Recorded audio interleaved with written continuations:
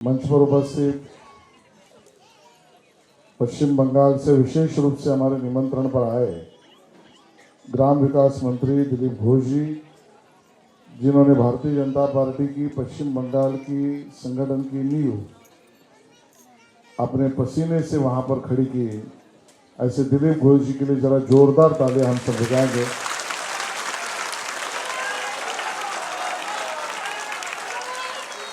हमारे भारतीय जनता पार्टी के पूर्व अध्यक्ष और बहुत ही प्रभावशाली इस प्रकार के हमारे नेता माननीय विजय सिन्हा जी भी आए, उनका भी हम जोरदार तालियों से यहाँ पर स्वागत करेंगे।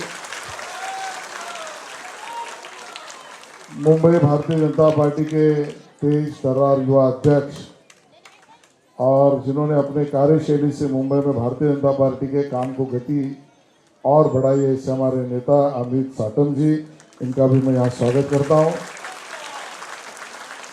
और अभी राज्यसभा में भारतीय जनता पार्टी के सांसद इस नाते काम कर रहे हैं, ऐसे हमारे सांसद एडवोकेट उज्ज्वल निकम जी,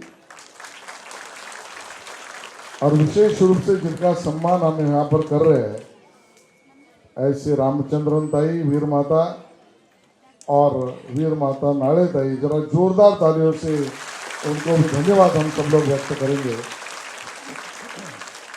हमारे मुंबई के महामंत्री राजेश शिरवड़कर जी और इस कार्यक्रम के आयोजक हमारे अमरजीत मिश्रा जी और उपस्थित भाई और बहनों, मैं बड़ी लंबी बात नहीं करूंगा क्योंकि हम सबको पता है आज का दिन ये हम सब लोग श्यामा प्रसाद मुखर्जी जी को अभिवादन करने के लिए इकट्ठा हुए हैं। श्यामा प्रसाद मुखर्जी जी का जीवन, ये ओतप्रोत देशभक्ति, अखंड भारत और हिंदू राष्ट्र के निर्मित की विचारधारा और अपने जीवन को बलिदान करने की एक प्रेरणा देने वाला जीवन है। आज जब हम नाड़े ताई या रामचंद्रन ताई का यहाँ सम्मान कर रहे हैं, तो उन्होंने अपने परिवार में अपने बेटों को देश के लिए निछावर कर दिया है। अपने कल की, मेरे इस उम्र में कोई चिंता करे या न करे, लेकिन मेरे देश के हित की चिंता करना ये मेरे बेटों का कर्तव्य मानकर उनको निछावर करने वाली ये वीर माताएं हैं। इनको मैं अभिवादन करता हूँ, नमन करता हूँ और उनकी कृतज्ञता यहाँ पर व्यक्त करता हूँ। अमरजीत मिश्रा जी का भी अभिनंदन करूँगा। लगातार इस प्रकार का कार्यक्रम हर साल वो करते हैं और उसके लिए बहुत सुचारू रूप से आवश्यक नेतृत्व को आमंत्रित करके प्रमुख अतिथि बुलाते हैं।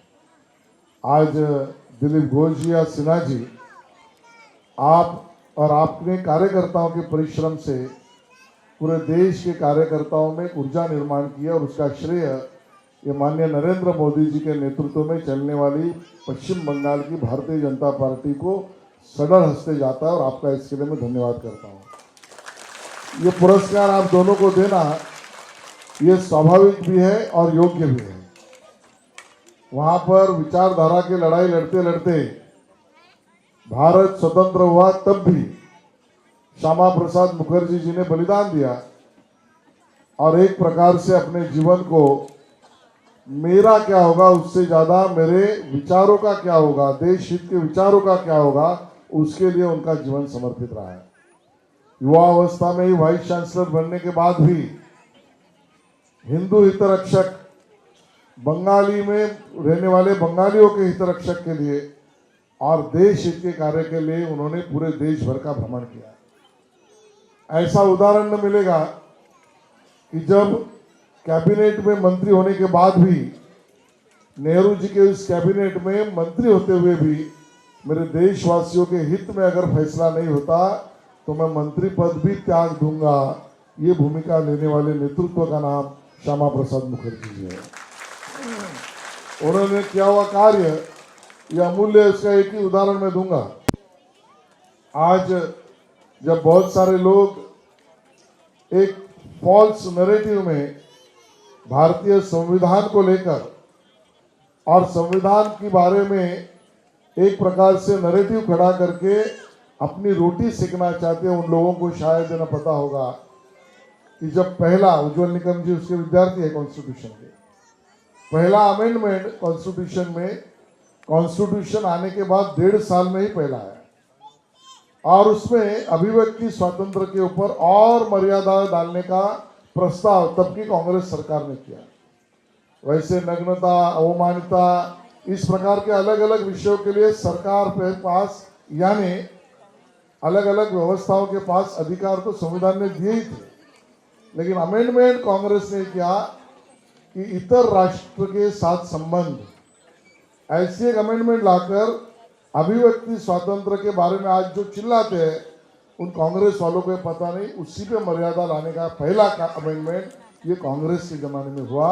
और उसके लिए पहला लड़ने वाला कोई सिपाही था कि अभिव्यक्ति स्वातंत्र यानी इतर राष्ट्रों से संबंध का विषय ऐड करना संविधान में, ये हिंदू हित विरोधी है। क्योंकि लियाकत और नेहरू करार, उसमें पड़ोसी देशों में हिंदुओं की रक्षा करना उनकी जिम्मेदारी है, और उस देश में पाकिस्तान हो या और कोई बांग्लादेश हो, वहां अगर हिंदुओं की रक्षा नहीं होती है तो मैं हिंदुस्तान में हिंदू रक्षा के लिए आवाज उठाऊंगा। ये श्यामा प्रसाद मुखर्जी ने अभियान चलाया, तो इस प्रकार का अभियान में चलना चाहिए, और अगर चलेगा तो असंवैधानिक होगा। हिंदू हित की बात करना ये संविधान विरोधी होगा, वहां के हिंदुओं के हित में बात करना ये हमें मंजूर नहीं। इस प्रकार के संविधान का पहला अमेंडमेंट कांग्रेस ने किया, और अभिव्यक्ति स्वातंत्र की मर्यादाओं पर वहां पर ठेस लगाई। उसके खिलाफ का पहला सिपाही पहले अमेंडमेंट का कोई लड़ा तो हमारे श्यामा प्रसाद मुखर्जी लड़े, ये हम भूल नहीं सकते। इस बात को मैं उजागर करना चाहता हूँ। दोस्तों, वीर माताओं को नमन करते हुए, घोष और सिन्हा जी को शुभकामनाएं देते हुए और आयोजकों को बहुत सारी बधाई देते हुए मैं मेरे वाणी को विराम करता हूं, और बहुत बहुत धन्यवाद। जय हिंद, जय महाराष्ट्र।